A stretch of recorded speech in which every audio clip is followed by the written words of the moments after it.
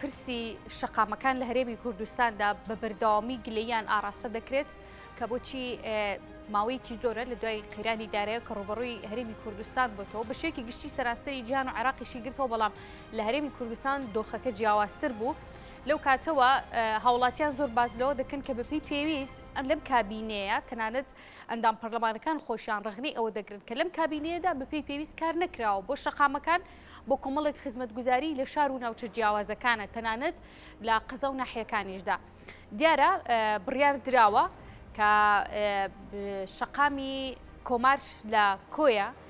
کە شەقامێکی دووسایدیە نۆژەن بکرێتەوە. من لەسەر ئەم بابەتە دەوەستم. شەقامەکان بە شێوەیەکی گشتی لە کۆیە ڕۆژیان چونە ئەم شەقامە ماوەیەکی زۆر قسەی لەسەر دەکرێت کە ئاوری لێ نادرێتەوە، ناوبەناو چەند تاسە و چاڵێکە بوو تێیدا پڕ دەکرایەوە، بەڵام وەکو چاکردن و نۆژەنکردنەوەی بڕیاری بۆ دەرناچوو و بڕی پێویست بودجەی بۆ تەرخان ناکرا. من لەسەرم بابەتە میوانێکم لەگەڵدا دەبێت وردەکاری زیاتر لە میوانەکەم وەرەگرم، چۆنێتی ڕێکارەکان و لەکێوە دەست بەکارەکانی دەکرێت و شەقامەکانی دیکەی کۆیە چۆن هەوڵی بۆ درێت بۆ نۆژەنکردنەوە. میوانەکەم بەڕێز شیرین یونسا کە بەڕێز ئەندامی پەرلەمانی کوردستانن لە فراکسیۆنی یەکێتی ڕاستەوخۆ لە کۆیە و میوانی من دەبێت. شیرین خان، سپاس بۆ ئامادەبوونت داوای لێبوردنەکەم کات چەند خولەکێک درەنگ کەوتم لەوەی بێمەلات. دەمەوێت باس لە بڕیارەکە بکەیت لەکەیەوە هەوڵەکانی ئێوە لەکەیەوە دەستی پێ کردەوە بۆ ئەوەی کە ئاوڕی جددی لەم شەقامە بدرێتەوە لە کۆیە.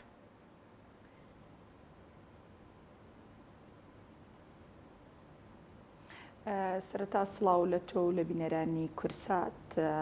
ئاساییە بە درەنگکەوتنت لام تەبیعیە. ئێمە دەمێکە هەوڵ بدەین طبعاًەوە دووەم جارە بجە بۆ ئەم شەقامەدا دابین دەکرێت بۆ ڕاستکردنەوەی تۆشکە شەقامی فیدرالیە کۆمار نییە، شەقامی فیدرالی دووسایدی فیدرالی ئێمە جاری یەکەم دایان بە کۆمپانیاکە هەڵسا بە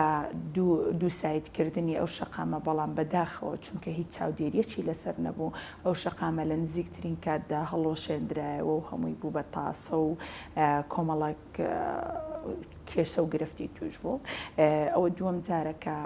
سوپاسی هەوڵ و مادووبوونی کاک قوبات دەکەین و نووسینگەی بەڕێزیان دەکەین، چونکە بەڕاستی زۆر بەجددی لەسەر خەتبوون بۆ ئەو مۆزوعە. ئێمە هەمیشە هەوڵمان داوە ئەو پەرلەمانتارەکانی تریش هەوڵمان داوە، بەڵام من بە دواداچوونێکی زۆرم بۆی کردو و بەردەوام لە وەزارەتی دارایی و لە ئەنجومەنی وەزیران و لە پارێزگا بە دواداچوونم کردو بۆی بتوانم لانی کەم ئەو بجێ بۆ ئەو شەقامە دیاری بکەین کە دەبینین کۆیە 30 ساڵ پێش ئێستا زۆر باشتر بوو لەوەی کە ئێستا هەیە. ڕاستە لەو کابینێدا هیچ خزمەت گوزاریەک نەهاتۆ بۆ ئەو شارە. ئێستا و سوپاسی بەڕێزکە قوبات دەکەین هەوڵمادبوونەکی زۆریدا و بە پشتیوانی هەم بە هەماهەنگی بەڕێز قایمقامی کۆیە و سەرۆکی شارەوانی کۆیە ئەوانە دەستی باڵایان هەبوو لەوەی کە بەردەوام ئەوانیش بە دواداچوونیان دەکرد بۆ ئەم شەقامە. ئێستش بڕی 6 ملیار و 350 ملیۆنی دیناری بۆ تەرخان کراوە. ئینشاءڵڵا لە نزیکترین کاتدا دەست بەکارەکانی دەکات و بێتەوە سەر سکەی جارانی. باشە، دیارە بۆی لێم تێکچۆ شیرین خان لەسەر لۆ لێوان ئەو دوو شەقامەیە فیدراڵی و کۆمار. شەقامی کۆماری شەیە کە بە هەمان شێوە ڕخنی زۆری لێ دەگیرێت لە نێو کۆیەدا. شەقامەکان بە شێوەیەکی گشتی بۆچی هێندێک لێیان ئاراستە دەکرێت؟ دەزانین کە بە شەقامەکانی کۆیەدا ڕۆنیا خۆت کە تێپەڕە بین بۆ ناو شاری هەولێر سەوزایەکی جوانە بینین لەسەر شەقامەکاندا، بۆچی ئاوەڕی جددی لە شەقامەکانی دیکەش نادرێتەوە لە هەوڵدان بۆ چارەسەرکردنی ئەم شەقامانی دیکەش؟ ئەگەر بینە سەرواقعی ئەگەر بین بۆ سەرواقعی ئەم شارە ینی بەڵێ هیچ شەقامێکی نییە کە بتوانی پەیدا بڕۆی، هیچ بازاڕێکی نییە و پەراوێز خستنی شاری کۆیە هۆکارەکە ڕەنگە حکومەت نەبوو بێسەرەکی ئەو پارەی کە بۆ چونکە بۆ حاجیاوە کە قەزایەک بۆ دابین کرد ناحیە بوو ئەم کاتە. ئێستا لە شاری کۆیە زۆر خۆشترە، زۆر هیچ شەقامێکی نەماوە، هیچ زادە و کۆڵانێکی نەماوە کە قیرتاو یاخود چیمەنتۆ نەکرێت بۆیە ئێمە هەرکەم تەرخەمی لە حکومە نەبووە بە ڕێزقوبا تاالبانی هەمیشە خۆی بە خەڵکی ئەم شارە زانی و دیفاعی کردووە ئەو بجەت دابین کراوە و هاتووە بۆ ئەم شارەش بەڵام هیچ شتێکی پێوە دیار نییە نازانم یعنی ڕەنگە بتوانین لە داهاتوو ئەوەی کە هاتووە بۆ کۆیە و دیار نەماوە ئیشی لەسەر بکەین. باشە لە بەدر لە ناڕێکی و هەروە ناتەنسیقی لە شەقامەکاندا لە ماوەکانی ڕابردوو زۆر باس لە پرسی منهۆڵەکانی کۆیش دەکرا سەر منهۆڵەکانی کۆیە ئەمانە چی بۆ دەکرێت و ئەم بڕی پارەی کە تەرخان کراوە بۆ ئەم شەقامە دووساییدا بڕی پێویستە دەتوانرێت لی سوودمەند ببن و بەبێ دواکەوتن شەقامەکە نۆژەن بکرێتەوە؟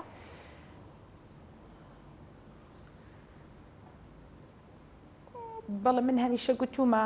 یعنی دەکرێت چاودێریەکی چڕ بکەین ئەم جارە ئێمە لە کۆیە بە دڵنیاییەوە ئەم جاریان چاودێریەکی زۆر باشی دەکەین بۆی بتوانین لایەنی کەم جادەیەکی شایستە پێشکەشی ئەم شارە بکرێت ئەو بجەی کە دابین کراوە ئەو پارەی کە دابین کراوە بۆ ئەو شەقامە ئەگەر بدرێتە دەستی کۆمپانیایەکی گەورە و کۆمپانیایەکی باش بتوانێ پارەکەی بە هەدەر نەدات هیچ مشکلەی نابێت و دووسایدەکە بە تەواوی بە تۆکمەی دروست دەکرێت ناکرێت هەر کەسێک بێت و داوا بکات کۆمپانیا بێ بڵێ من ئیش دەکەم و بجێ بدرێتێ و ئیشەکان بدرێتە دەست ئەو کە نەکرێ وەکو کە دەبینین هەمان جادە لە پێشووتر پارەکی زۆری بۆ دابین کرا و پارەکە کەس نەیزانی چی لێ هاتوو و جادەکەش لە خیلالی مانگێک هەموو تاسەی کەوتێ و تەواو نەکراو بە ناچاری دووبارە کاک قوباد و حکوومەتی هەرێمی کوردستان هەوڵی جدیاندا بۆی بتوانن دووبارە ئەو پارێ بۆ ئەو شەقامە دابین بکەنەوە و دڵنیایی دەدەینە شاری کۆیە و خەڵکی شاری کۆیە ئێمە بە دوواداچوونی چڕ دەکەین بۆ هەموو شەقامەکانی ئەو شارە و خەڵکی ئەو شارە شایستەی ئەوەیە کە شارێکی جوان و شایستەیان هەبێ شەقامێکی جوانیان هەبێت تا ئێستا هیچ شتێک لەو شارە نییە کە گەنجەکانمان لاوەکانمان بتوانن لە شوێنێک بە شەقامێکی دابڕۆن یاخود بچنە بازاڕێک یاخود هیچ شوێنێک نییە لەو شارە بەڕاستی ینی لام سەیرە ئەو شارە پەراوێز خستنی یعنی زۆر هۆکاری لە دوایە نازانم هۆکارەکە ئەوەیە سەر بە هەولێرین قەزایەکەمان تاکە قەزایە کە لە سنووری سەوزە و سەر بە هەولێرە هیچ قەزایەکە وەکو کۆیە سەر بە هەولێر نەبووە و پەراوێز خستنی ئەو شارەش ڕەنگە بەس بێت یعنی بەڕاستی ئێوە هۆکارەکەی بۆ ئەمە دەگەڕێنەوە کە لە نێوان سەرکردەی وەکو مامجەلالیان پێگەیاندوە. بەڵێ هۆکارەکەی بۆ دەگەڕێنەوە شیرین خان کە لە نێوان دەسەڵاتی حکومڕانیەتی نیشتیمانی کوردستان کە کۆیەک و باسی لێوە کرد دەکەوێتە سنووری سەوزەوە بەڵام وەکو ئیداری دەگەڕێتەوە بۆ هەولێر لەم نێوەندەیە هۆکارەکەی ئەوەیە کە پشتگوێ خراوە ئاوردانەوەی جدی بۆ شەقام و خزمەتگوزاریەکانی ناکرێ.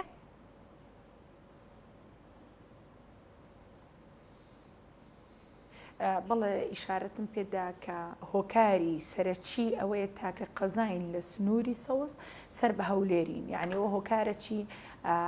ڕوونە من زۆر جار لە زۆر شوێن و لای زۆر کەس لە بەرپرسان گوتومە و ئەوانەی خاوەنی ئەو شارن کە لە هەولێر دەسەڵاتیان بەسەر ئێرەدا دەشتێ من زۆر جار گوتومە یعنی بابەست بێ پەراوێز خستنی شاری کۆیە و دەوروبەری با هیچ چیتر قوربانی نەدا لە نێوانی دوو بەردە ئاشدا نەهاڵدرێ تا بەڕێز مامجەلال مابوو سەرۆکی کۆمار ئەو کاتەی لە بەغدا دەوامی دەکرد چونکە ئەو خەڵکی ئەو شارەیە لەو شارە خوێنی تەواو کردووە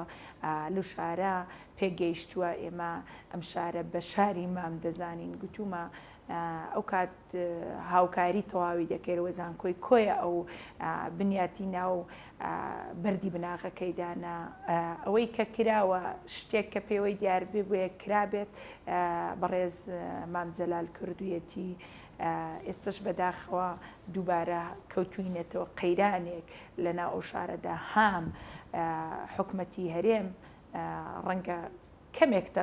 کەم تەرخەم بوو بێ بەڵام بەرپرسانی ئەم شارە زۆر کەم تەرخەم بوونە لەوەی کە ئەو پارە هاتوو تا ئێستا هیچ شتێک بە هەدەر نەدراوە چونکە ئەگەر هەر یەکێک لە خەڵکی کۆیە و شاری کۆیە بچێ بە دوواداچوون بک بۆ ئەوەی کە بەڵێ پارە هاتووە بۆ ئەم شارە بەڵام هیچ شتێکی پێوە دیار نییە دەکرێت ئێمە بتوانین لە داهاتوودا بزانین هۆکاری دیارنەمانی ئەو پارەیە چێ بۆی خەڵکی کۆیەش لەوەی دڵنیاکەینەوە ئێمە بێباگنین بێئاگانین لەو شارەی کە هیچ کات بە دوواداچوونی بۆ نەکەین و هەوڵ نەدەین بۆی بتوانین شەقامەکان جوانتر و ڕازاوەتر. باش 2020 ڕاگەێنرا کە لەسەر بودجەی پەرەپێدان لە بواری هاتوچۆدا چەند پرۆژەیەک ڕادەگەێنرێت. دەمەوێت بزانم جناب تا چەند ئەم بابەتت لە یاد ماوە و لە 2020 تا ئێستا هەرچنددە بۆی قەیرانی ڤایرۆسی کۆرۆنا کە ڕووی کردبووە تەواوی جیهان هەرێمی کوردستانیش جۆرێک لە پرۆژەکان پەکیان کەوت، بەڵام لەو کاتۆ تا ئێستا کە ئەو پرۆژانە بڕیاری جێبەجێکردنیان بۆ دەرچووە لە بواری شەقام و هاتوچۆدا چی کراوە لەو ماوەیەوە تا ئێستا کە 2022؟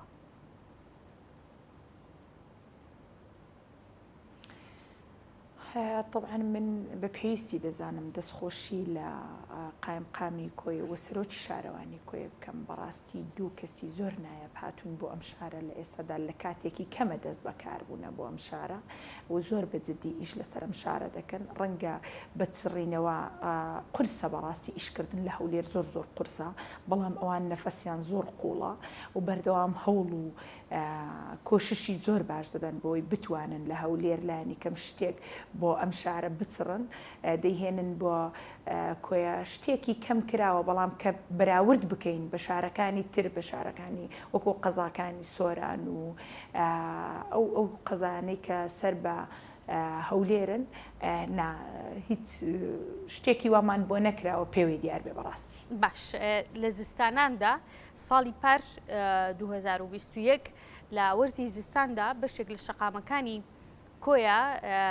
منهۆڵەکانیان توانای ڕایکردنی ئەو ئاوە زۆر و لافاوەی نەبوو کە لە شەقامەکانە کۆ بۆ دواتر. نازانم چی بۆم بابەتە کراوە و ئەم نۆژەنکردنەوەی کە لێستادا دەکرێت بۆ دووسایدی فیدراڵی هەوڵ دەدەێت ڕەچاوی ئەم بابەتی تیا بکرێ؟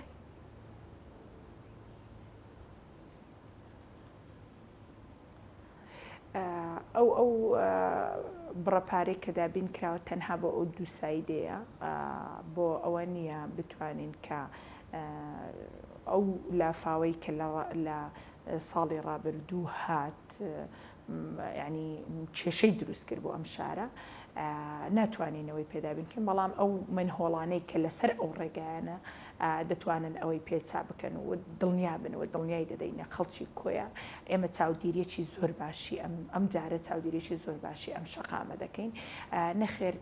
لەسەر ئەوەی کە پار ئەو لافاوە هات تا ئێستا هیچ کات حکوومەت بە ئاگا نایەتەوە لەوەی کە بیاوێ ئیش بکات پێش ئەوەی کە شتێک بە قەومە ئیش بکات. ئێستا ئێمە پار ئەو لافاوەی کە لە قەزای لە ناحیەی تەقتەق هات، یعنی بەڕاستی خەڵک زۆر قوربانیدا، خەڵک زۆر ماڵ و شتی فەوتە. ئێستا زەڕورە لە ئێستادا یعنی بتوانن ئەو منهۆڵانە چاک بکەن، بودجەیەک دابین بکەن چیتر کۆیە نەبێتە قوربانی بۆ ئەوەی یعنی بە سیاسی نەکرێت کە سەر بە پارتینیا و سنوورێکە سنووری سەوزە تکایە بە حکومەتی هەرێم بەخۆی دابچێتەوە لەوەیان بۆی بتوانن قەزای کۆیە یەکێکە لە دێرینترین قەزایەکان، یەکێکە لە پڕ سەروەری و چەندین سەرۆک کۆمار و چەندین نووسەر و چەندین شاعیری گەورە لەو شارەیدا کراوە. کۆیە کاروانسەرا بووە لە کاتی خۆیدا، ئێرە شوێنێک بووە چەندین وڵاتی بێکەوە بەستۆتەوە بۆ بازرگانی. ناکرێت ئێستا لە پێناوی بە سیاسیکردن ئەم شارە پەراوێز بخرێت و بێن بیکەن بە سیاسی هیچ شتێک بۆ ئەم شارە نەکەن. ڕەنگە لە ڕابردوو هەریەک لە تاچی کوردستان دەزانێت قەزای کۆیە چەندە گەورە بووە، بۆ چۆن کاروانسەرایەک بۆ چۆن بازرگانی تێدا کراوە و چەندین سەرۆک کۆمارمان لێ هەڵکەوتوە، چەندین شاعیر و نووسەری گەورە لەو شارەی هەڵکەوتووە. ناکرێ ئێمە ئەوانەی کە بوونە لێرە سیاسی بوونە، مامجەلالی هەموو کورد بووە، دکتۆر فوادی هەموو کورد بووە، دەردی مامجەلال دەڵێ بەرهەم ساڵح زاوای کۆیانە ئی هەموو کووردە. بۆیە پێویستە بە هەموو لایەک ئاوڕ لەو شارە بدرێتەوە. شارە خەڵکی زۆر باشی پێگەیاندووە لە ڕووی سیاسی و ئەدەبی و هوەریەوە بۆیە دووبارە و سێبارە دەڵێم حکوومەتی هەرێم تکایە بە سیاسیکردنی ئەو شارە و قوبەدانی ئەم شارە باباس بێت. باش شیرین خان ئەو بڕا پارە و بودجەی کە تەرخان کراوە بۆ نوێژەنکردنەوەی ئەم شەقامە تەنها نوێژەنکردنەوەی لە ڕووی قیتا و چوزانم هێماکان دەگرێتەوە یاخود دەزانم لە نێو کۆیەدا گرفتێکی دیکەژێ ئەویش ترافیکەکانە هێڵی پەڕینەوەیە کە ئەمەش یەکێکە لە گرفتە سەرەکیەکان لە نێو شەقامەکانی کۆیە تا چەند لە نۆژەنکردنەوە بڕی ئەو بودجەی کە تەرخان کراوە بۆ نۆژەنکردنەوەی دووسایدی فیدراڵی ڕەچاوی ترافیکەکەن و هەروە هێماکانی هاتوچۆ و پەڕینەوە ئەمانەی ژەگرێتەوە ئەو پارەی دابین کراوە تەنها بۆ نەخێر تەنها بۆ دووسایدکردنی ئەو شەقامە کراوە بۆ ئەوە نەکراوە کە هیچ شتێکی تری لێ بکرێ بۆیە ئەوە دەبێت حکوومەت و وەزارەتی ناوخۆ بۆ ترافیکەکان بەڕاستی و شارەوانی ئەوانە هەموو تەنسیق بکەن بێکەوە بۆی بتوانن شەقامێک جوانترین شەقام پێشکەش بکرێ ئەو پارەی کە ئێستا دابین کراوە بۆ شەقامەت تەنها بۆ نۆژەنکردنەوەی ئەو دووسایدەیە. باش شیرین خان دوا پرسیارم لەسەر بە شێوەیەکی گشتی هەوڵەکانی پەرلەمانی کوردستان جەنابیشتان بە حکومەیە کە خودی خۆتان لە نێو کۆیەدان پێویستە چیتر بکرێت بۆ قەزای کۆیە وەکو باسی لێوەکرێکێکە لە قەزا پشتگوێخراوەکان لە ڕووی خزمەتگوزاری جۆر بە جۆرەکان هێندە نابێت کە لەم ساڵدا بەشێک لە شۆفێران و بارهەڵگرەکان لە شەقامەکەدا ڕێگەی سلێمانی کۆیە گرتبوونەوە و ناڕەزایەتیان دەربڕی چیتری پێویستە کۆیە؟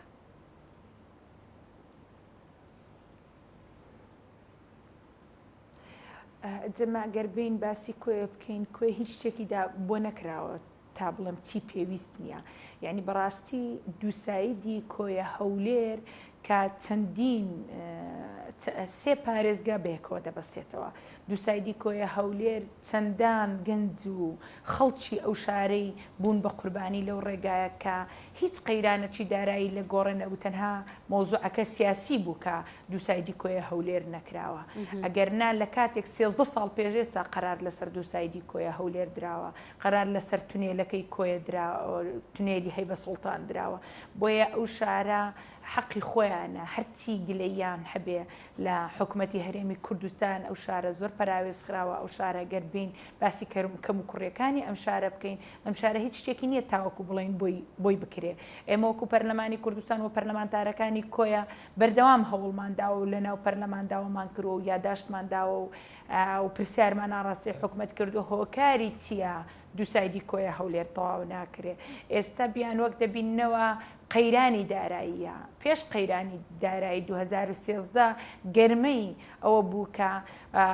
شەقامەکان چاک دەکران پارەی تەواو خەیاڵی دەهات بۆ هەموو شوێنێک تەنها دووسایدەکان کرا کە ببینین لە پارێزگای هەولێر چەند تونێل و دووساید و 120 و 150 و یعنی کۆمەڵێک جادەی زەخم کراوە بۆ چەند تونێل کرا تونێڵی پیرمام هەر باسی نەدەکرا تونێڵی پیرمام کە تونێڵی کۆیە لە بەرنامەی کاردا بوو بۆیە حکوومەتی هەرێم ئەوە بە سیاسیکردنە شاری کۆیە یعنی